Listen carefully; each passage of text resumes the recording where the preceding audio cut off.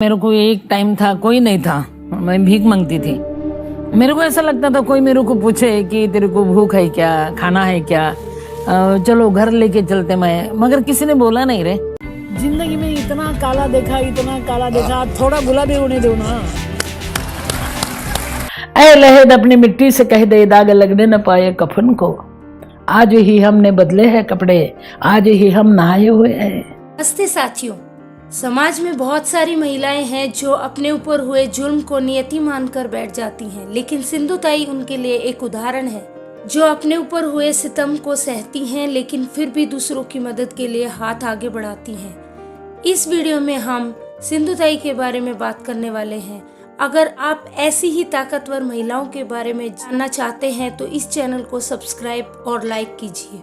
भारतीय नारी के लिए जीवन कभी भी आसान नहीं रहा, वह चाहे अमीर हो या गरीब। वे इतिहास में निरंकुश समाज के प्रकोप का सामना करती आ रही हैं। आज हम ऐसी ही नारी शक्ति सिंधु ताई सपकाल के बारे में बात कर रहे हैं। सिंधु ताई का जन्म 1948 को महाराष्ट्र के वर्धा जिले में एक मवेशी चराने वाले परिवार में हुआ था। उनका नाम चिंदी रखा गया, जिसका मतलब होता है कपड़े का एक फटा हुआ टुकड़ा, क्योंकि उनका जन्म बेटी के रूप में हुआ था। सिंधु ताई पढ़ना चाहती थी तो उनके पिता उन्हें मवेशी चराने के बहाने स्कूल भेजते थे। गरीबी व पारिवारिक जिम्मेदारियों के कारण सिंधु ताई को शिक्षा छोड़नी पड़ी।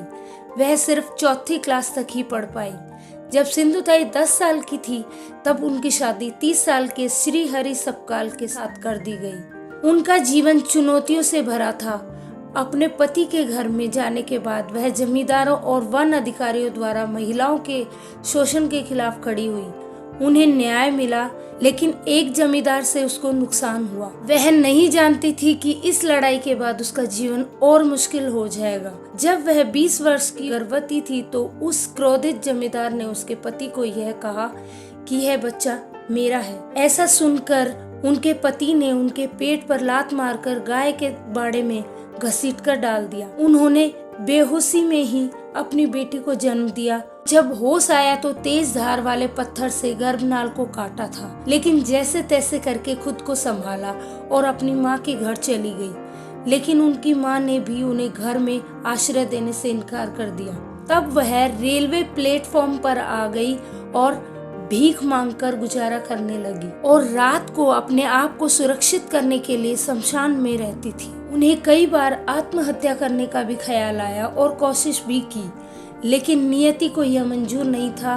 सिंधु ताई ने कई महीनों तक भीख मांगी तो उन्हें महसूस हुआ कि माता पिता द्वारा छोड़े गए कई अनाथ बच्चे हैं। उन्हें अपनाने का फैसला किया और खाना खिलाने के लिए दिन रात गाकर भीख मांगना शुरू किया। अनाथ के रूप में आने वाले हर बच्चे को अपनाने लगी और समय के साथ वह अनाथों की माँ बन गई।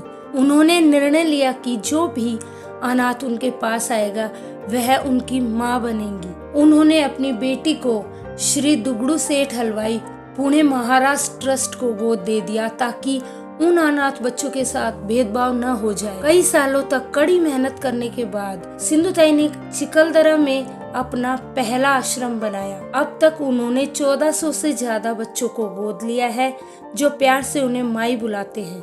कई बच्चे अब सम्मानित स्थानों पर डॉक्टर, वकील, प्रोफेसर जैसे उच्च पदों पर काम कर रहे हैं। अब तक उन्होंने महाराष्ट्र में अनाथ बच्चों के लिए 6 अनाथालय बनवाए हैं और उन्हें खाना, शिक्षा और आश्रय प्रदान किया है। उनके संगठनों ने असहाय और बेघर महिलाओं की भी सहायता की है। सिंधु ताई ने अपनी जिंदगी अनाथ बच्चों की सेवा में गुजारी है, इसलिए उन्हें महाराष्ट्र की मदर टेरेसा भी कहा जाता है। अपने अनाथालयों को चलाने के लिए सिंधु ताई ने सार्वजनिक मंचों पर भाषण दिए और समाज के उपेक्षित वर्गों की मदद के लिए सार्वजनिक समर्थन मांगा और लोगों को प्रेरणा देने के लिए हर जगह अपनी कहानी प्रसारित करने के लिए जनता से इच्छा व्यक्त की। मेरे को हकल दिया, मैंने उसको माफ किया बेटा। और ये पहली बार हुआ होगा शायद कि ससुराल वाले ने पत्थर मार मार के मेरे को हकाला और मेरे को फूल डाल डाल के बुलाया।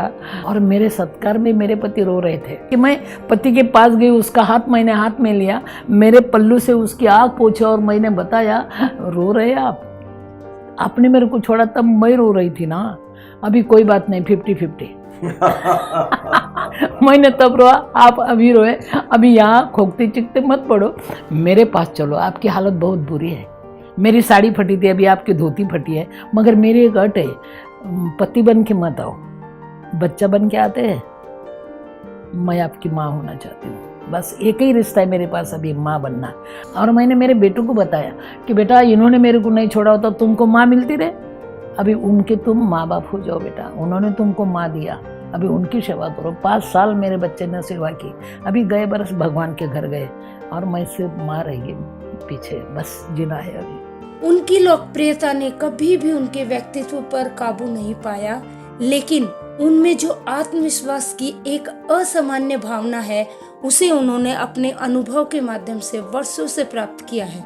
अपने प्यार और करुणा के साथ सिंधुताई ने 210 दामादों, 36 बहुएं और 1000 से ज्यादा पोते पोतियों का एक बड़ा परिवार इकट्ठा कर लिया है। सिंधुताई को अपार साहस, करुणा और सामाजिक कार्यों के लिए 750 से अधिक पुरस्कारों से सम्मानित किया गया है, जिनमें देश के सर्वोच्च नागरिक सम्मानों में से एक पद्मश्री पुरस्कार 2021 में दिया गया था, और 2018 में महिला दिवस पर 8 मार्च को भारत के राष्ट्रपति द्वारा नारी शक्ति पुरस्कार से सम्मानित किया गया है। यह महिलाओं के लिए समर्पित सर्वोच्च नागरिक पुरस्कार है। वे ऐसे ही सैकड़ों पुरस्कार पा चुकी हैं। सिंधुताई की जिंदगी बहुत लोगों को मोटिवेट करती है। इस फिल्म को 54वें लंदन फिल्म फेस्टिवल में वर्ल्ड प्रीमियर के लिए चुना गया था, और 2019 में टीवी के चर्चित शो कौन बनेगा करोड़पति में भी अपने जीवन की कहानी को बयां किया था,